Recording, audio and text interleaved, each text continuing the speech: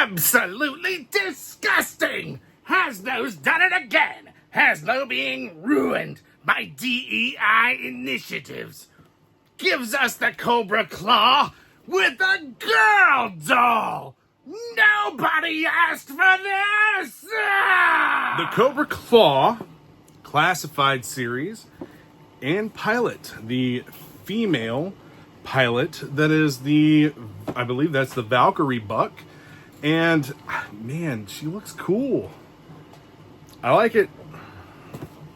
You like everything because you're a Hasbro shill. Yeah, probably. I love G.I. Joe, and I think they're doing a fantastic job with the classified line so far. But nobody asked for a girl doll! We're going to open this up, take a look, and go through a quick unboxing review of the product. We'll take a look at the packaging, the artwork on the box. Of course, this is the posed figure artwork they use. Man, that figure looks really nice. Can't wait to get her out of there. On the back, and it shows you everything that comes in the box. You get the figure, you get the Cobra Claw glider, you get blast effects. Yes, they did reuse the accessories, but whatever. It's a troop builder type figure. Obviously, considering the fact that it comes with three different heads and a helmet. So you have 3 variations of this you can put together for the pilot, or you can use another classified figure as a pilot. Here's what you get. The figure is in a tray. You get the accessory footlocker type box and the claw itself. There is going to be a little bit of assembly, so the glider is not completely assembled in the box. There are some pieces that do have to be put on afterwards. Blast effects in their own vac form tray so that they don't deform. That's a nice step. We'll pop those out and get them on the glider here shortly. Taking a look at the figure accessories, you have the 2 extra heads, the helmet. You have what appears to be the Uzi submachine gun. What is this? That is a drum of 12 gauge ammunition. Too bad they have this painted backwards. This is supposed to be the brass of the hull, and it should be to the back of the drum. That's slightly annoying, but I guess that's supposed to be the brass of the drum. They should look like this. If you've ever seen a shotgun shell before, the brass is at the back, and then you have a plastic hull to the front. Well, they don't feed in that direction. The angle of a drum, the angle of the drum should be to this side. And I could pull out a real one and show you what it looks like, because I have something very similar to this.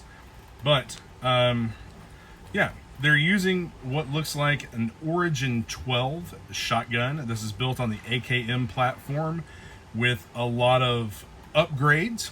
And I think this is especially cool because it is a real shotgun produced by Fostech. So we put the drum into the Fostech Origin 12. That's what I'm going to call it. That's probably not what it is. It's just patterned after it. But, I mean, this is a Fostech Origin 12 with its backwards 12 gauge shells. Then you have what appears to be a Beretta 9mm with the suppressor attachment that'll go on the handgun or the submachine gun. Something else that was notable in this package, if I can pick it up, the figure also came with a stand. Overall, I like that paint scheme. She's a good looking figure. The web gear fits nice and tight to the body. I don't see as where it has any closures on it, but that blue and black color scheme with the gloss knee pads, I dig this. What is this, like a map altimeter?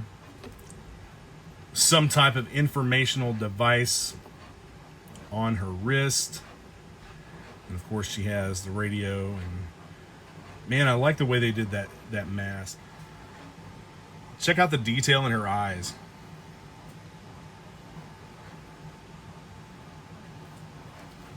And if you've read any of the Energon comics, you know that this is the Cobra pilot, but you know that the Valkyries are absolutely brutal on the battlefield.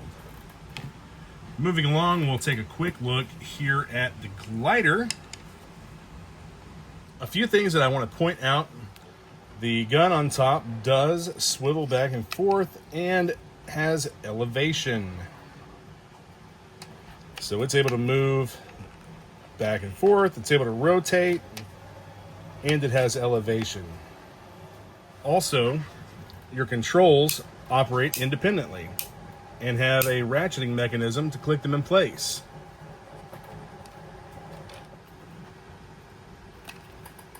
A harness for the figure. It doesn't just plug into the back of the figure. It's a full harness that's part of the main body.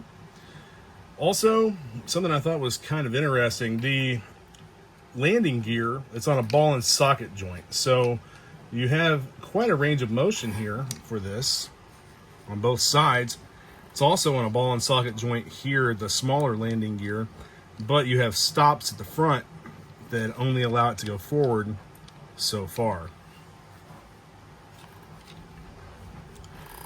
These are a separate piece that also rotate.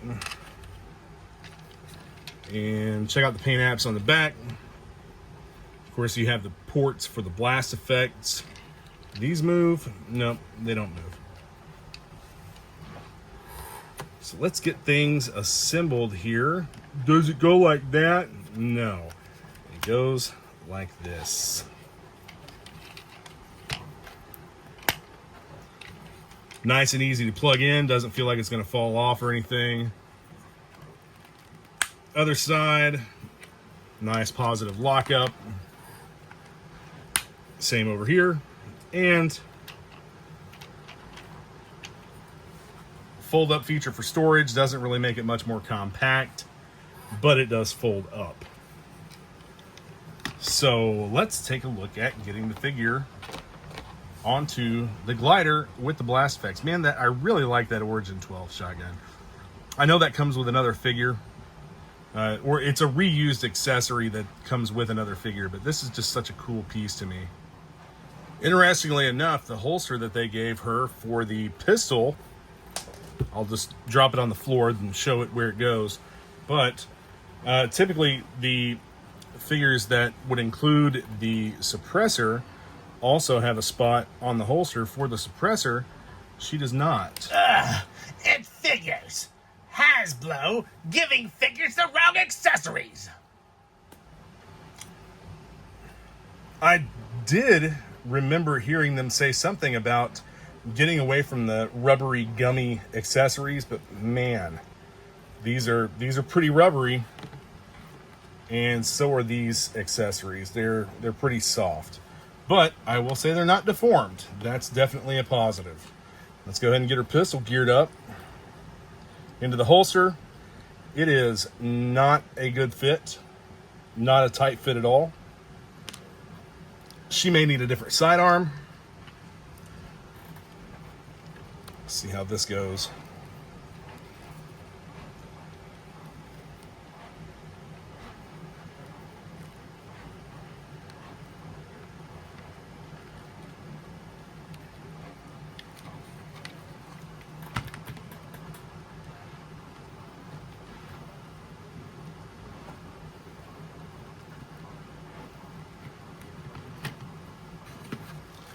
Overall, not bad. She fits in there kind of loose though, but I think they probably did that so that it'll fit a wide range of figures.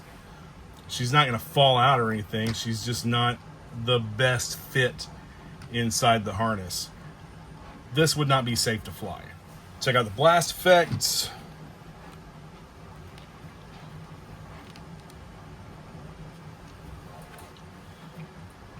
they seem to...